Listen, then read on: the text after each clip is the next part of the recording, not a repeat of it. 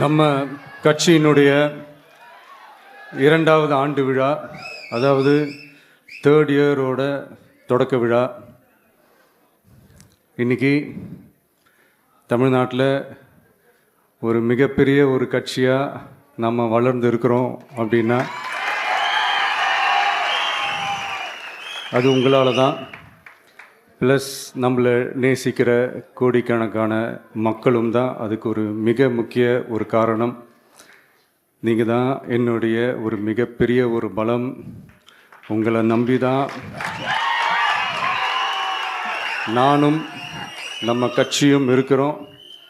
இதை நான் சொல்லி தான் உங்களுக்கு தெரியணும்னு அவசியம் இல்லை, இது உங்கள் எல்லாருக்குமே நல்லா தெரியும். அதனால் இன்றைக்கி உங்கள் எல்லாருக்கும், நம்ம கட்சியில் இருக்கிற தோழர்களுக்கும் தொண்டர்களுக்கும், இந்த கட்சியினுடைய ஒரு தலைமை தொண்டனான என்னுடைய வாழ்த்துக்களும் நன்றிகளும்.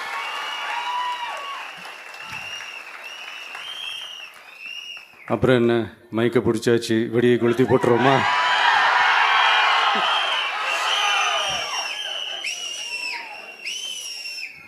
(1977) ஜூன் மாதம்னு நினைக்கிறேன். ஜூன் மாதத்தில் புரட்சித் தலைவர் எம்ஜிஆர் அவர்கள் ரேடியோவில் ஒரு பேட்டி ஒன்று கொடுத்தாங்க. அதில் பேசும்போது சொன்னாங்க, பேரறிஞர் அண்ணா அவர்கள் இருந்த இடத்தில் இப்படிப்பட்டவர்களும் அமர்கின்ற ஒரு நிலைமை ஏற்பட்டுச்சேன்னு எண்ணி எண்ணி கண்ணீர் வடித்தேன். அன்னைக்கு அந்த கண்ணீரை துடைக்க ஆரம்பித்த இயக்கம் தான் அண்ணா திராவிட முன்னேற்றக் கழகம்னு சொன்னார்.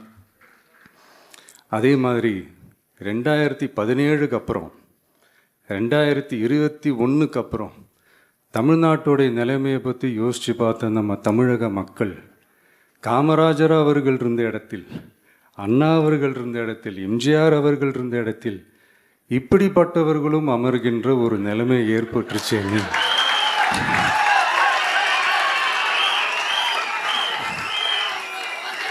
தமிழக மக்கள் கண்ணீர் வடித்தாங்க. இன்னைக்கு இந்த கண்ணீரை துடைக்க ஆரம்பித்த இயக்கம் தான் தமிழக வெற்றிக்கழகம்.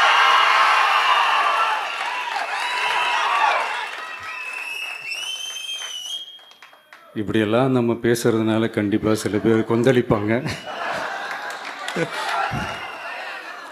அது பற்றிலாம் நம்ம கவலைப்படக்கூடாது. ஏன்னா கொந்தளிக்கிறது தான் அவங்களுக்கு வேலையே. புரிதுங்களா அவங்களுக்கு?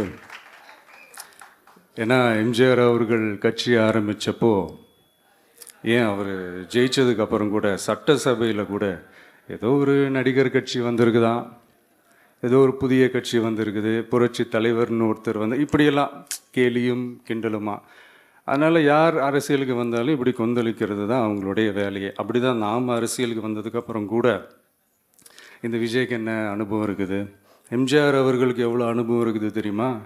52லேருந்து 72 வரைக்கும் அந்த 20 இயர்ஸ் திமுகவில் இருந்த ஒரு அரசியல் அனுபவம் எவ்வளோ இருக்குது தெரியுமா? விஜய்க்கு என்ன பெரிய அனுபவம் இருக்குதுன்னு கேட்டால் அதே வாய் தான் அன்னைக்கு எம்ஜிஆர் அவர்களை பார்த்து, அன்னைக்கு எம்ஜிஆர் அவர்களை பார்த்து, அரசியல் அரிச்சுவடி தெரியாதவர், கவர்ச்சியை மட்டுமே நம்பி இருக்கிறவர், அட்டக்கத்தி, வாய் விளம்பர வள்ளல், இவருக்கு கேள்வி மட்டும் தான் கேட்க தெரியும், பதில் சொல்ல தெரியாது, நிருபர்களை சந்திக்க மாட்டார், டெல்லியை வகச்சிக்க மாட்டார், மேலே இருந்து அவருக்கு அவ்வளோ ப்ரெஷர் இருக்குது, அப்படி இப்படின்னு சொன்னதும் அதே வாய் தான். அதனால் எம்ஜிஆர் அவர்களை மட்டும் இல்லை, அவருடைய தொண்டர்களை கூட விட்டு வைக்கலை. அது என்னது, இந்த பளபளப்பு ஜொலி ஜொலிப்பை பார்த்தா பல்லிழிப்பவங்க, இப்படியெல்லாம் கிண்டலும் கேலியுமா, இதையெல்லாம் மக்கள் ஒரு மாதிரி சைலண்ட்டாக வாட்ச் பண்ணிக்கிட்டு என்ன பண்ணாங்கன்றது உங்களுக்கே நல்லா தெரியும். அவர் ஜெயிச்சதுக்கப்புறம் இந்த அரசியலில் பழந்துன்னு கொட்டை போட்ட அனுபவிச்சாலையும் இருப்பாங்கன்னு சொல்லுவாங்கள்ல, அவங்க எல்லாருக்குமே அந்த கோட்டைன்றது ஒரு பகல் கனவாகவே மாறிடுச்சுன்னா பார்த்துங்க. 77 மாதிரியே இப்போவும் அந்த பழைய தேஞ்சி போன, துருபிடிச்சி போன, நஞ்சு போன அதே அந்த பழைய வெப்பனையும் இப்போவும் கையில் எடுக்கிறாங்க. அதனால் மை டியர் ஜென்டில்மேன், டெக்னாலஜிலாம் வளர்ந்து வேற எங்கேயோ போயிட்டுருக்கு. அட்லீஸ்ட் உங்கள் டெக்னிக்கையாவது கொஞ்சம் மாற்றுங்க பாஸ்.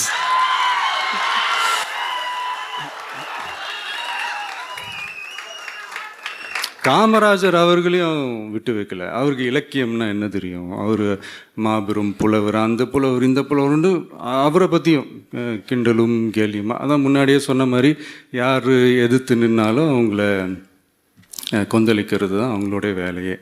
ஸோ இப்படி அவங்க பண்ணுற தப்பெல்லாம் நம்ம எடுத்து சொன்னால், அவங்க பண்ணுற அட்ராசிட்டியை பற்றி நம்ம எடுத்து சொன்னால், அவங்க பண்ணுற அந்த ஊழலை பற்றி தான் நம்ம எடுத்து சொன்னோம். முக்கியமாக நாம் அதை எடுத்து சொன்னால் 50 வருஷத்துக்கு முன்னாடி இருக்கிற அதே தகர டப்பாவை எடுத்து உருட்ட ஆரம்பிச்சிருவாங்க.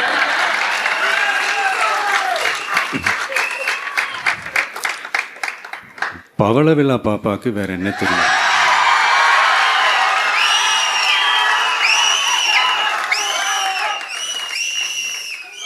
பழைய டப்பாவை உருட்டதானே தெரியும். அதுக்காக நாம் அவங்க பண்ணுற தப்பெல்லாம் சொல்லாமல் வெளியே சொல்லாமல் இருக்க முடியுமா? சொல்லுவோம், சொல்லிக்கிட்டே இருப்போம். நம்மளை தவிர யார் அவங்கள ஏற்று நின்று கேள்வி கேட்கறது? யாருக்கு அந்த தில் இருக்குது?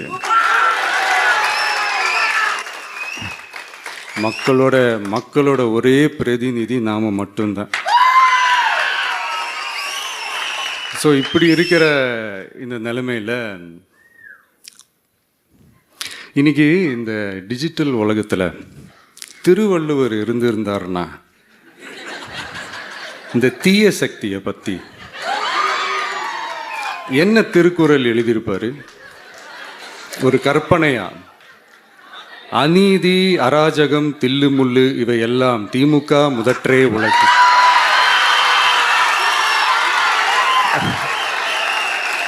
ஒரு கற்பனையா?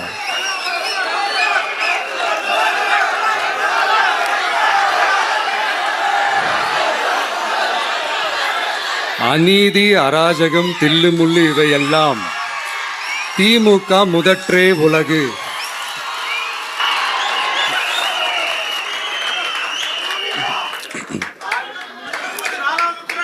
அடுத்து இந்த என்னப்பா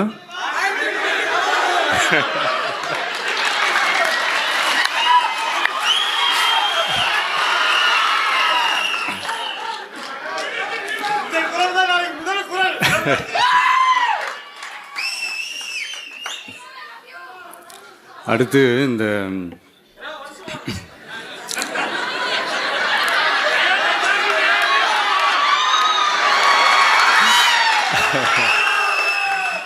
சொல்லிட்டேன், 2 வாட்டி சொல்லிட்டேன். அநீதி, அராஜகம், தில்லுமுள்ளு இவை எல்லாம் திமுக முதற்றே உலகு.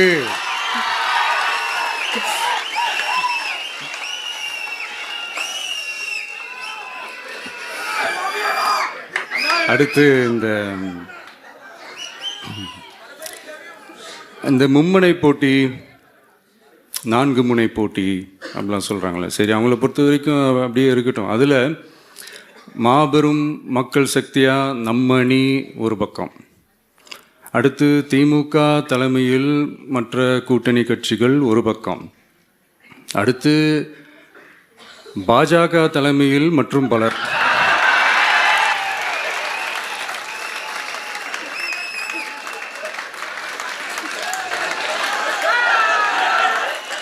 என்னப்பா சிரிக்கிறீங்க? உண்மையை தானேப்பா சொன்னேன்.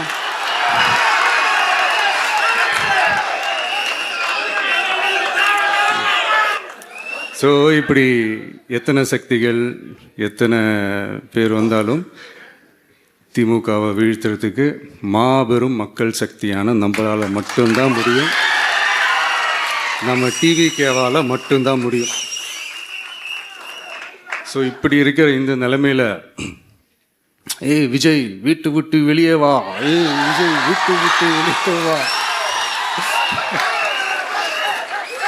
இப்படியெல்லாம் கேட்கும்போது எனக்கு எப்படி அது தோணுதுன்னா, ஐயோ இவங்க ஒவ்வொரு வீட்டில் இருக்கிற ஒவ்வொரு விஜயும் இவங்க கூப்பிடுற மாதிரியே எனக்கு தோணுது. அப்படிதான் எனக்கு தோணுது. அதனால பொறுங்க பாஸ், வருவாங்க. முறையாக வருவாங்க. ஓட்டு போடுற அன்னைக்கு ஓட்டர் ஐடியை கையில் எடுத்துக்கிட்டு ஒவ்வொரு வீட்டில் இருக்கிற ஒவ்வொரு விஜயும்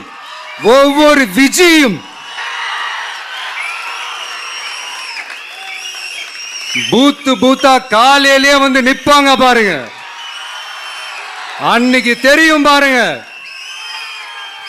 ஏண்டா இந்த விஜய கூப்பிட்டோம்னு.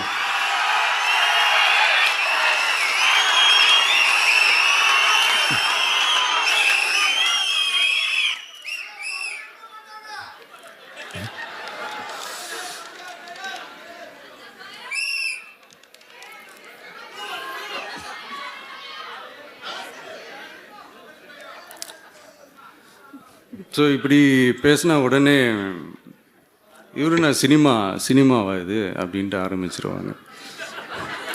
நான் சினிமா விட்டாலும் நீங்கள் சினிமா விட மாட்டேங்கிறீங்களாப்பா.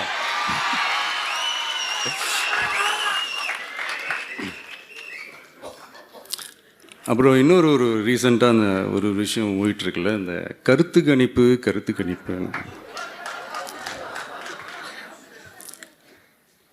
அதில் நிறைய பேர் உண்மையான கருத்து கணிப்புலாம் சொல்கிறாங்க. அதையும் நான் தப்பு சொல்லலை. சில பேர் கடுப்பில் விட்ட கணிப்பாகவும் இருக்குது, அதையும் நான் தப்பு சொல்லலை. இந்த கடுப்பில் விட்ட கணிப்பாளர்களுக்கு நான் சொல்லிக்கிறது என்னென்னா, ஒவ்வொரு ஊராக தெருவாக வீடாக போய் நீங்கள் அந்த கருத்து கணிப்பு எடுத்து பாருங்கள். ஒவ்வொரு வீட்லேயும் டிவிக்கு இருக்கிறத நீங்கள் பார்ப்பீங்க.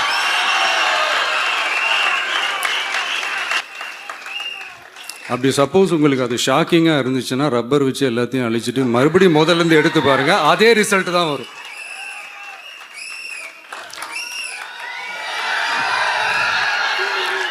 இது என்னப்பா லாஜிக்கு, அது எப்படி எல்லார் வீட்லேயும் டிவிக்கு இருக்கும் அப்படின்னு நீங்கள் கேட்டிங்கன்னா, ஒரு சின்ன சாம்பிளுக்கு ஒரு சின்ன டெஸ்ட் ஒன்று பண்ணி பாருங்களேன்.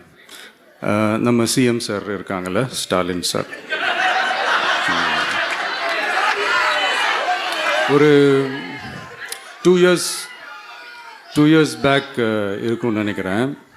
ஒரு மேடையில் பேசும்போது சொன்னாங்க, இந்த மாதிரி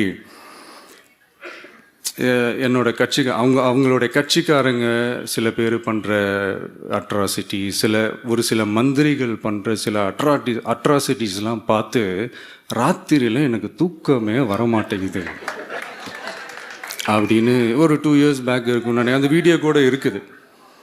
அப்படி இருக்கிற அவர் என்னைக்காவது ஒரு நாள் அசந்து தூங்குவார்ல, அப்போ அவர்கிட்ட போய், சார்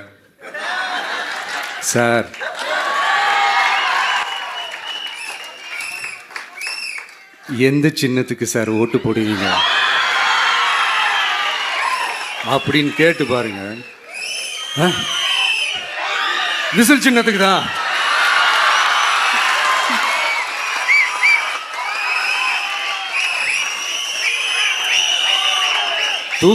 தூக்கத்தில் இப்படி டப்புன்னு எழுப்பி கேட்டால் டப்புன்னு உண்மையை போட்டு உடைச்சிருவாங்க. அதுக்கு சொன்ன அப்படி இருக்கிற இந்த நிலைமையில் டிவிக்கே வந்து சிட்டியில் தான் இருக்குது, டவுனில் தான் இருக்குது, வில்லேஜ் சைட்லலாம் இல்லை அப்படின்னு சொல்கிறவங்களுக்கு இந்த மாதிரி சில டெஸ்டெல்லாம் பண்ணி பாருங்கள், தெரியும்.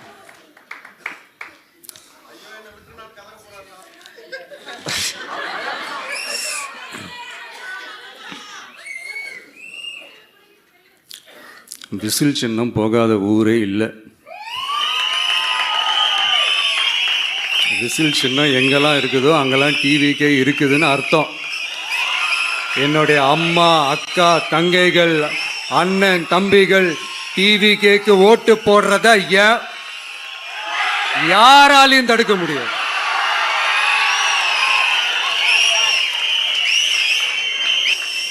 ரத்த சொந்தமா நம்மளை நினைக்கிற நம்மளோட வகையராக்களை எந்த கட்சியாலையும் எவ்வளவு விலை கொடுத்தாலும் வாங்கவே முடியாது.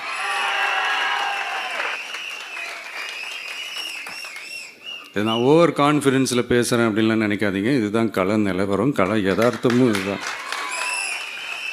தீய சக்தியை வீழ்த்துறதுக்கு தூய சக்தியான நம்மளால் மட்டும்தான் முடியும். இந்த 2026 சட்டமன்ற தேர்தலில் டிவிக்கே தான் மக்களோட ஒரே ஆப்ஷன். Otherwise no diversion.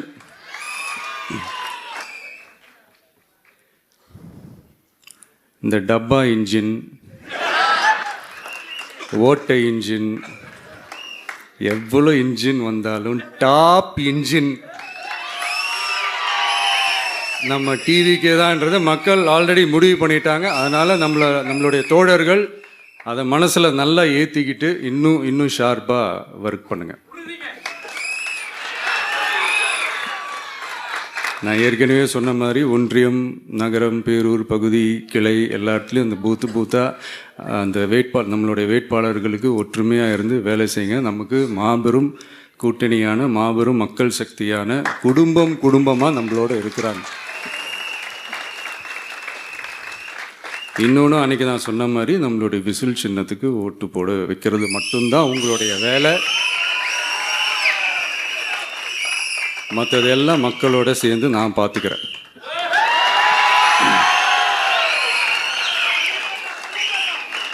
தமிழ்நாட்டோட அரசியலில் தி விசில் ப்ளோயர் இஸ் டிவிகே.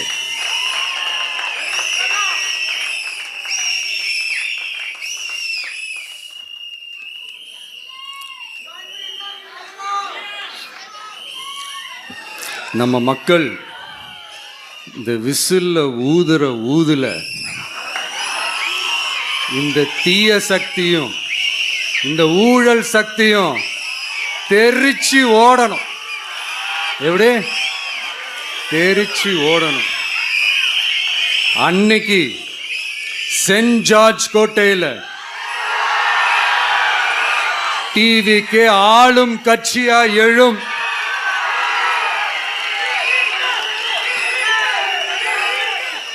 உங்களோட நான் இருக்கேன், நம்மளோட நம்ம மக்கள் இருக்கிறாங்க. இதுக்கு மேல என்ன வேணும்? கான்ஃபிடென்ட்டா இருங்க, நல்லதே நடக்கும், வெற்றி நிச்சயம்.